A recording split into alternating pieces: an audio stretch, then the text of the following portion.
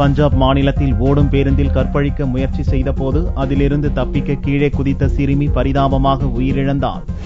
பஞ்சாப் மாநிலம் மோகா மாவட்டத்தில் தாய் மற்றும் 14 வயது மகள் அருகில் உள்ள கோவிலுக்கு செல்ல தனியார் பேருந்தில் பயணம் செய்தனர். அப்போது பேருந்தில் கூட்டம் குறைவாக இருந்தது. இந்நிலையில் ஆண் ஒருவர் 14 வயது சிறுமியிடம் தவறாக நடக்க முயற்சித்தார். இதை தடுக்க முயன்ற அச்சிறுமியின் தாயை அந்நபர் அடித்து உதைத்தார். தாயிடமும் பாலியல் வன்முறையில் ஈடுபட்டார். ஓடும் பேருந்தில் இச்சம்பவம் நடந்து கொண்டு இருந்தபோது நடத்துனரிடமும் ஓட்டுநரிடமும் அந்த தாய் முறையிட்டார். ஆனால் இதை கண்டிக்க வேண்டிய ஓட்டுநரும் நடத்துனரும் அந்நபருடன் சேர்ந்து கொண்டு தாய் மற்றும் சிறுமியிடம் பாலியல் வன்முறையில் ஈடுபட்டனர். பாலியல் துன்புறுத்தலில் இருந்து விடுவிக்க தாயும் சிறுமியும் கடுமையாக போராடியதோடு ஈவு இரக்கமற்ற அந்நபர்களின் செய்கைகளுக்கு உடன்பட மறுத்து தீவிரமாக சண்டையிட்டனர். நினைத்தது நடக்காத கோபத்தில் ஓடும் பேருந்தில் அச்சிறுமியை கடுமையாக உதைத்தனர். கற்பழிப்பு முயற்சியில் இருந்து விடுபட அச்சிறுமி ஓடும் பேருந்தில் இருந்து கீழே குதித்தாள். இதை கண்ட கொடுமைக்காரர்கள் அந்த தாயை ஓடும் பேருந்தில் இருந்து தள்ளிவிட்டனர். இச்சம்பவத்தில் அச்சிறுமி சம்பவ இடத்திலேயே உயிரிழந்தார். படுகாயமடைந்த தாய் மருத்துவமனையில் சேர்க்கப்பட்டார். புதன்கிழமையன்று இரவு மோகா பதின்டா நெடுஞ்சாலையில்